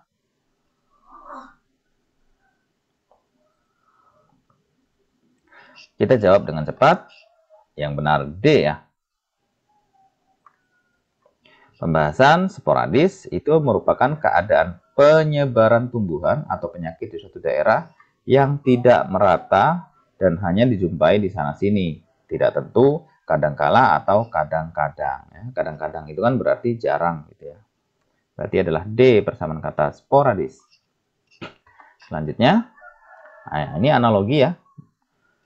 Kalau di analogi yang pertama adalah kompor api, maka persamaan kata dari analogi yang di atas itu adalah A. Palung gula, B. Pohon buah, C. Kipas angin, D. Jalan macet, atau E. Lemari es. Ya, ini kita suruh mencari persamaan kata ya. Persamaan kata analogi ya. Nah, kalau kompor api berarti persamaan katanya adalah dengan apa analoginya ya, yang beranalogi. Oke, sudah ketemu ya. Kompor api antara A, B, C, D, E ini yang sesuai dengan analogi di atas adalah.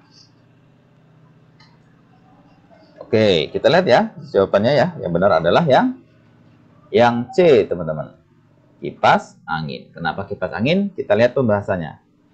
Kompor itu menghasilkan api ya. Nah, maka jawabannya yang paling tepat itu adalah kipas angin menghasilkan angin ya. Jadi betul ya. Jadi yang benar adalah yang C, kipas angin. Selanjutnya masih analogi ya, persamaan kata. Suhu Celcius. Nah, itu analogi persamaan katanya.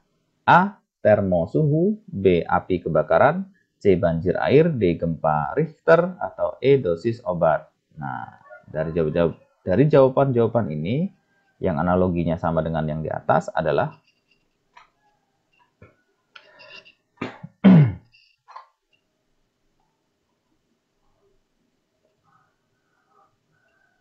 sudah ya, kita ketemu persamaannya.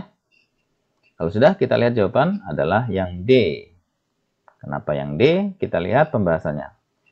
Suhu itu dapat diukur dengan skala Celcius.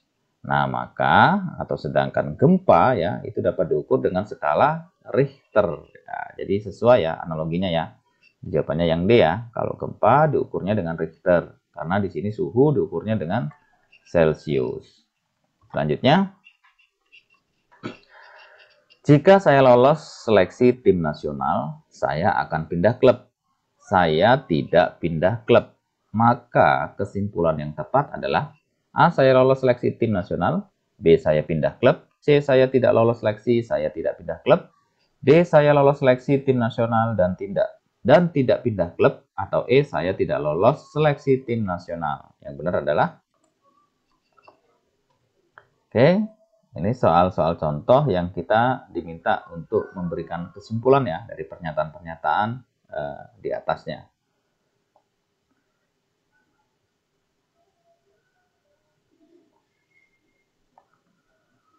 Sudah ketemu ya, gampang ini ya. Nah, kalau saya ingatkan seperti ini ya. P adalah Q, maka R adalah kurang lebih seperti itulah. Atau P sama dengan Q, kalau dia bukan P maka dia sama dengan bukan Q, gitu berarti kan. Sudah ketemu ya? Kalau sudah ketemu jawabannya, kita lihat pembahasannya ya. Jadi jawaban yang benar itu adalah yang E. Kenapa yang E, teman-teman? Kita lihat pembahasan. P1 ya, kita anggap aja P1 itu adalah kalimat jika saya lolos seleksi tim nasional, ya, itu adalah P, maka, maka saya akan pindah ke klub, berarti Q. Nah, berarti kan P1 ya, teman-teman, berarti P1 itu sama dengan jika P maka Q. Nah, ini P1-nya. Ya, ini P1. Pernyataan 1 ini ya. P ini kalimat ini. Jika saya lolos ya seleksi tim nasional, ini adalah P, maka saya ini adalah Q ya. Saya akan pindah ke klub. Ya, ini pernyataan yang pertama. Nah, kita masuk ke pernyataan kedua. Nah, pernyataan kedua sudah muncul satu kalimat ya. Yaitu saya tidak pindah klub. Nah, ini ya. Berarti ini tidak key ya. Karena ini merupakan kesimpulan. Berarti P2-nya teman-teman di sini. P2-nya ya, itu sama dengan yang pertama adalah tidak key. Ya, nih. Saya tidak pindah klub. Berarti kan tidak key ya, karena ada kalimat tidaknya. Nah, sedangkan di sini key-nya adalah saya akan pindah klub. Ya. Di sini pernyataan P2, saya tidak pindah klub. Jadi singgahnya dia tidak ki. Maka yang benar kalau dia tidak ki berarti di sini kesimpulannya dia harus tidak juga. Berarti tidak P. Nah, tidak P ini kalau kita kembalikan ke P ya. Nah, P itu kan jika saya lolos seleksi tim nasional, itu adalah pernyataan P. Tadi kalau tidak P, saya tidak lolos tim nasional. Ya, ditambahin kalimat negatif ya. Nah, kalau dia negasi P ya, ini negasi P. Tidak, ini negasi Q adalah tidak. Berarti di sini negasi P ini merupakan adalah saya, ini ya. Jadi negasi P itu merupakan di sini saya tidak lolos timnas ya. Nah, saya tidak lolos timnas. Nah, negasi P-nya, karena negasi Q-nya sudah ketahuan, tinggal kita lihat negasi P-nya gitu. Sehingga jawabannya yang benar adalah yang E, teman-teman ya. Jadi saya tidak lolos seleksi timnas. Oke? Paham ya teman-teman ini ya, P1 dan P2 ini? Kalau paham, kita ke soal selanjutnya. Andi, Anton, dan Intan adalah saudara. Usia Andi terpaut 1 bulan dengan Intan. Andi memanggil ayah Intan dengan sebutan paman. Intan juga memanggil ayah Andi dengan sebutan paman. Anton adalah saudara Andi dan lebih tua dari Andi tetapi tidak lebih tua dari Intan. Ya, berarti dia tidak lebih tua dari Intan tapi lebih tua dari Anton. Jadi kesimpulannya adalah A. Andi lebih tua dari Intan. B. Intan paling muda. C. Anton dan Andi saudara kembar dan lebih muda dari Intan. D. Intan seumuran dengan Andi. E. Anton lebih tua dari Intan dan lebih muda dari Andi. Yang benar adalah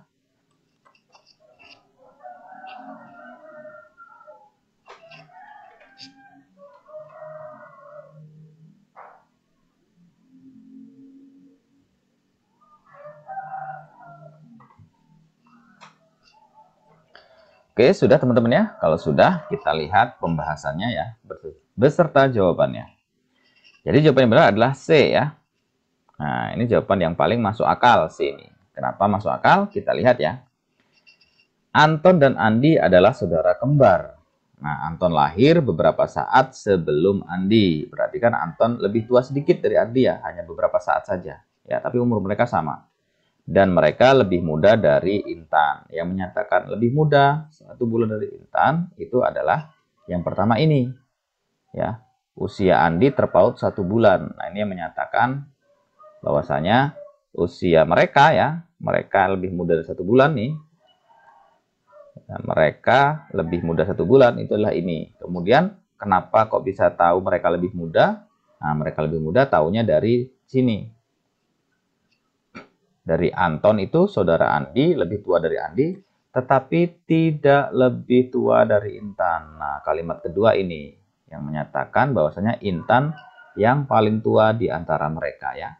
Jadi di sini kalimat ini menyatakan Intan itu lebih tua dari mereka berdua ya. Jadi Intan paling tua di sini. Nah, di sini Intan paling tua ya. Sehingga kesimpulan yang paling masuk akal itu adalah yang C ya teman-teman. Yang C yaitu Anton dan Andi saudara kembar dan lebih muda dari Intan. Karena Intan yang paling tua. Gitu. Oke, sudah paham ya? Kalau sudah paham, kita ke soal selanjutnya.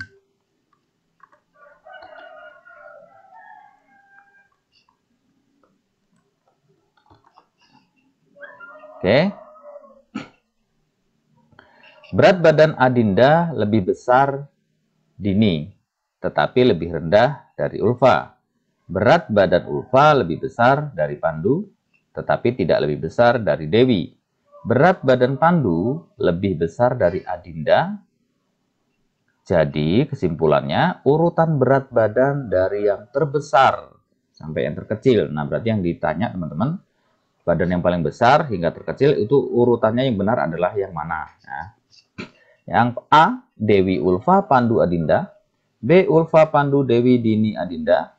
C. Dini, Adinda, Pandu, Dewi, Ulfa. D. Adinda, Dini, Dewi, Pandu, Ulfa. Atau E. Ulfa, Pandu, Dini, Dewi, Adinda. Yang benar adalah yang.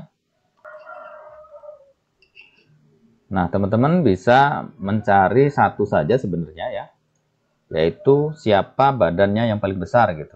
Nah, kalau sudah ketemu siapa yang paling besar, nah, nanti kita bisa pakai mekanisme eliminasi ya. Karena di sini ininya beda-beda nih. Awalnya nih, ini Dewi, ini Ulfa, ini Dini, ini Adinda. Nah, cuma dua ini aja yang sama, E sama B. Nanti kalau ketemu siapa yang paling besar, nah, tinggal dilihat awalnya ini siapa gitu. Jadi yang lain dieliminasi gitu ya. Sudah ketemu urutannya dari besar terkecil? Ya, kita lihat ya pembahasan. Jadi jawaban yang benar itu adalah yang A, teman-teman. Badan yang paling besar itu adalah Dewi. Nah, sebenarnya kalau kita sudah tahu badan paling besar Dewi, kita sudah bisa dibilang bisa mengeliminasi yang lain ya. Ini Ulfa ya, udah kita eliminasi ya. Kemudian Dini kita eliminasi, Adinda kita eliminasi. Ya, gini aja yang cepat cara jawabnya. Nah, Ulfa kita eliminasi. Karena dari semua ini yang paling besar badannya adalah Dewi. Gitu ya. Dari sini aja kita sudah bisa melihat jawaban yang benar adalah yang A. Tapi kita lihat caranya ya untuk menghitung detailnya ya. Di sini kan menyebutkan bahwasanya Adinda itu lebih besar dari Dini ya. Nah, tetapi Adinda itu ya, Adinda ini dia kurang dari Ulfa. Tapi Ulfa lebih besar dari Pandu. Kemudian Ulfa dia kurang dari Dewi ya. Pandu lebih besar dari Adinda. Jadi yang benar yang paling besar itu adalah ini. Nah, Dewi ya. Dewi baru Ulfa. Gitu. Kita lihat ya. Jadi urutannya itu pertama Dewi, Ulfa, Pandu, Adinda, dan Dini. Gitu. Nah, kalau kita sudah ketemu yang pertama yang paling besar, Dewi, itu udah selesai ya. Ya, langsung kita pilih ini jawabannya. Gitu teman-teman. Tapi bolehlah sampai melihat kedua ini ya, Ulfa apakah betul ini badannya besar kedua gitu. Tapi saya rasa betul gitu kan. Karena di sini tidak ada Dewi lagi gitu, sehingga nggak perlu melihat yang kedua gitu ya. Nah, sehingga jawabannya benar itu adalah yang A ya teman-teman. Oke, paham ya? Oke, selanjutnya suatu kelompok belajar mempunyai anggota 7 orang. Jika setiap belajar semua anggota kelompok duduk dengan posisi melingkar, banyaknya cara untuk mengatur posisi duduk anggota kelompok tersebut adalah A 720, B 1440, C 2520, D 5040, atau E 5420. Yang benar adalah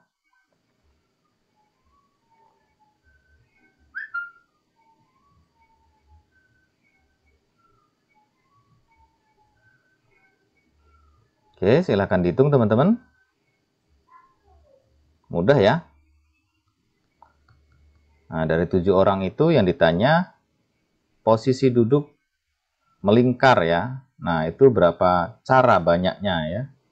Jadi banyaknya cara untuk mengatur posisi duduk anggota tersebut melingkar itu berapa. Sudah ya? Kalau sudah, kita lihat jawaban yang benar itu adalah yang A ya teman-teman. Kenapa yang A? Kita lihat caranya. Jadi kalau misalnya ketemu soal yang seperti ini ya, duduk melingkar, itu kita menggunakan rumus permutasi siklik ya.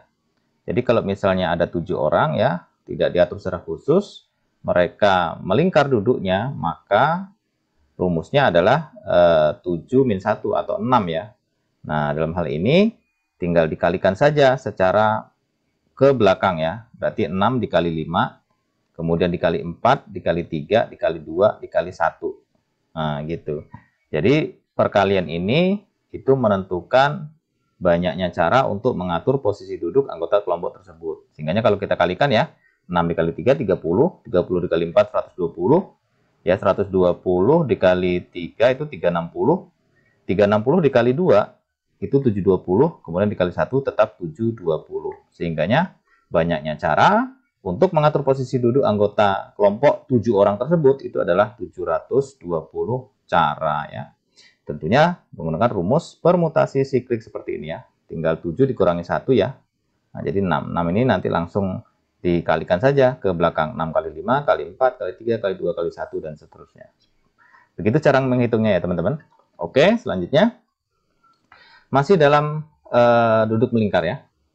Suatu rapat dihadiri oleh 5 orang peserta yang terdiri dari ketua, wakil, sekretaris, anggota 1, dan anggota 2. Susunan posisi duduk pada saat rapat adalah mengelilingi meja bundar. Nah, artinya melingkar ya. Jika ketua dan wakil, nah ini ada ketentuan khusus. Jika ketua dan wakil harus saling berdekatan. Nah, jadi ketua dan wakil tuh nggak boleh berjauhan. Dia harus saling berdekatan. Ini khususnya. Yang ditanya sama seperti tadi, banyaknya susunan yang mungkin pada rapat tersebut adalah A. 8 cara, B. 12 cara, C. 24 cara, D. 48 cara, atau E. 120 cara. Nah, silahkan dihitung. Ini sudah ada tambahan ketentuan khusus ya. Ketua dan wakil tidak boleh berjauhan, dia berdekatan. Itu kuncinya.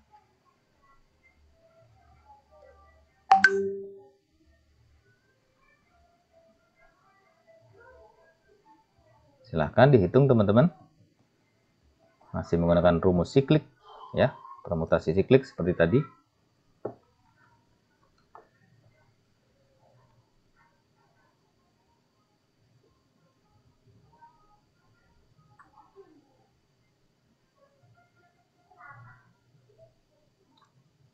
Oke, sudah ketemu berapa cara? Oke, kita lihat jawaban yang benar adalah yang B ya, ada 12 cara. Nah, kita lihat dulu. Posisi ketua dan wakil selalu berdekatan. Nah, ini wajibnya ya ketentuannya. Sehingga sebagai satu posisi. Ya, jadi wakil ketua itu dihitung hanya satu posisi karena dia harus berdekatan ya. Jadi total posisi dari 5 orang dengan 2 orang yang selalu berdekatan itu sama dengan 4 posisi. Nah, sehingganya posisi itu tidak menjadi 5, tapi sudah berubah menjadi 4. Karena wakil dan ketua itu dia dihitung satu posisi karena harus berdekatan. Kemudian selanjutnya perlu diperhatikan juga bahwa ketua dan wakil bisa dengan 2 urutan ya. Bisa urutan 1 dan 2 atau urutan 2 dan 1 gitu ya. Jadi bisa 2 urutan sehingga posisinya yang mungkin untuk ketua dan wakil menjadi 2 ya. Siklik seperti ini. Nah, sehingganya penyelesaiannya ya, yang pertama itu adalah penyelesaian soal untuk contoh di atas. Yang pertama kita hitung permutasi 4-nya dulu. Ya kan? Karena tadi itu ketua dan wakil hitung 1 sehingganya hanya 4 posisi. Nah, kita hitung permutasi 4-nya dulu. Ya, permutasi 4-nya yaitu ini ya. 4 min 1 ini ya. Jadi dihitung mundur ya. Jadi mulai dari 3 dikali 2 dikali 1. Udah ketemu. Jadi ketemu permutasi 4 dulu. Nah, kemudian kita hitung lagi ya permutasi yang 2. 2 ini merupakan posisi dari ketua dan wakil yang dia urutannya bisa 2 urutan ya. Wakil bisa di nomor 1 atau ketua di nomor 1 gitu ya, wakil di nomor 2. Atau sebaliknya, wakil di nomor 1, ketua di nomor 2. Nah, sehingganya dia ada 2 posisi. Nah, ini dikalikan saja ya. Jadi 4 posisi permutasi ini dikali 2 posisi permutasi. Sehingganya ketemunya 4 kurang 1 dikali 2 posisi. Ya kan? Kalau 2 posisi berarti 2 kali 1 ya. Berarti ini yang 4 posisi teman-teman secara umum. Kemudian 2 kali 1 ini merupakan posisi ketua dan wakil tadi. Sehingganya 3 ya, 3 dikali 2 itu 6 dikali 1 6. Kemudian 2 kali 1 2 berarti 6 kali 2 sama dengan 12 cara. Nah, cara menghitungnya seperti ini teman-teman ya. Karena sudah ada ketentuan khusus gitu. Jadi jawaban yang benar adalah yang 12. Selanjutnya, nah kita masuk ke deret angka ya. Suatu seri angka sebagai berikut ya, 2, 4, 7, 11, 16, titik. Seri selanjutnya adalah A 17, 18, B 20, 22, C 22, 29, D 24, 32, atau E 29, 35. Yang benar adalah ini deret angka ya. Jadi ada pola, pasti ada pola. Nah, kita mencari polanya dulu, nanti ketemu jawabannya.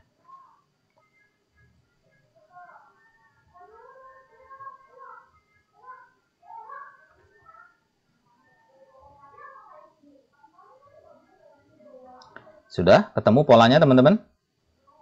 Kalau sudah, kita lihat jawaban yang benar itu adalah yang C ya. 22, dan 29. Kita lihat pembahasannya.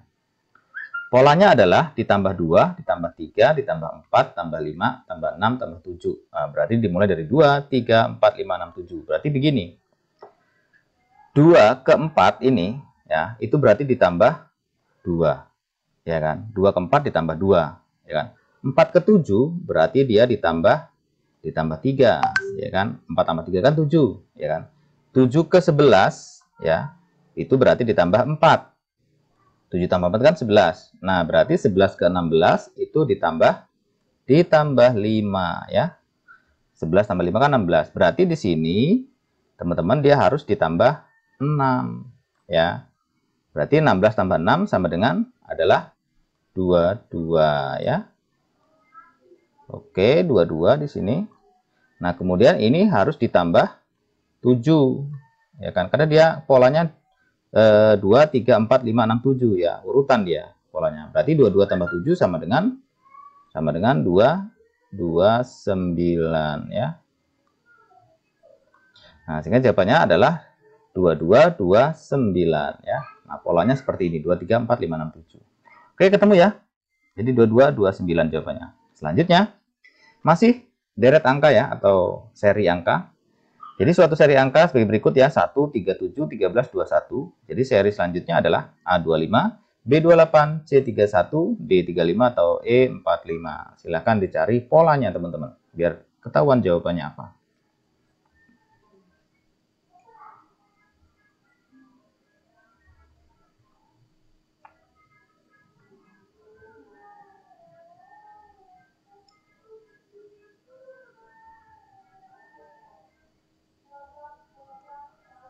Sudah, teman-teman? Sudah ketemu polanya? Kalau sudah ketemu polanya, kita jawab. Jadi jawaban yang benar adalah yang C, ya, 31. Kenapa yang C? Kita lihat polanya. Ternyata polanya ditambah 2, kemudian tambah 4, tambah 6, tambah 8, tambah 10. Berarti setiap pola itu ditambahkan 2, ya. Nah, dari 2 ke 4 ini kan ditambah 2. Ya, dari 4 ke 6 ditambah 2. Dari 6 ke 8 ditambah 2. Dari 8 ke 10 tambah 2. Gitu. Berarti 1 ke 3 itu agar menjadi 3, 1 itu ditambahin 2, ya. Ya. 3 ke 7 agar menjadi 7 berarti ditambah 4. Ya, berarti 2 ke 4 ini, teman-teman, 2 ke 4 ini berarti adalah ditambah 2, ya. Nah, berarti semua polanya ditambah 2. 7 ke 13 ini ditambah 6.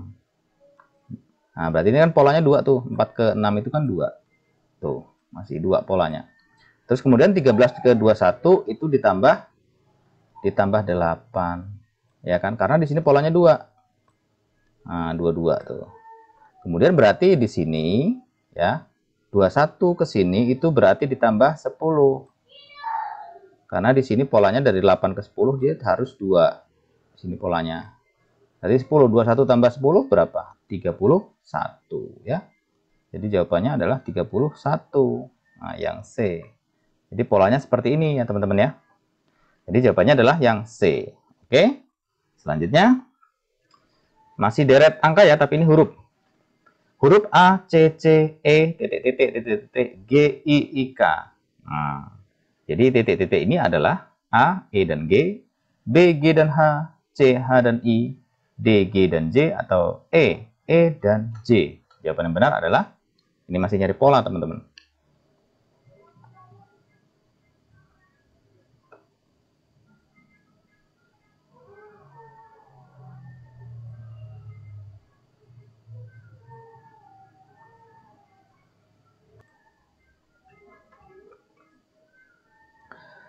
Sudah ketemu polanya, teman-teman?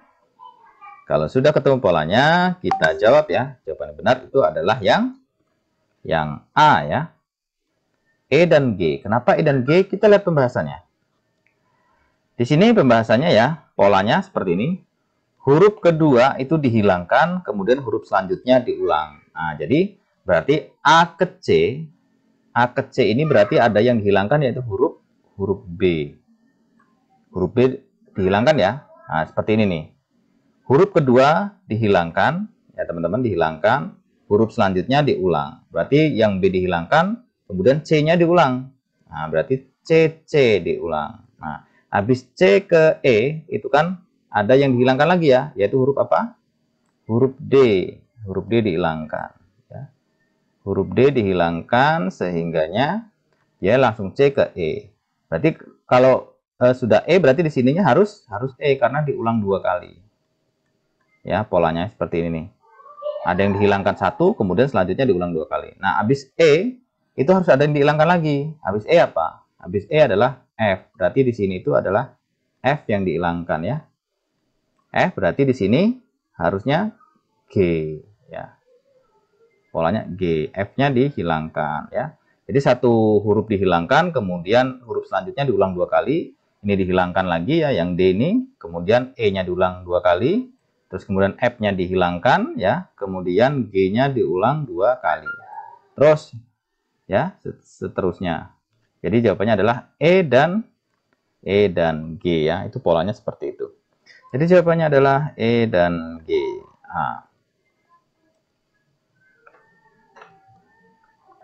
Nah, demikianlah teman-teman contoh beberapa soal ya.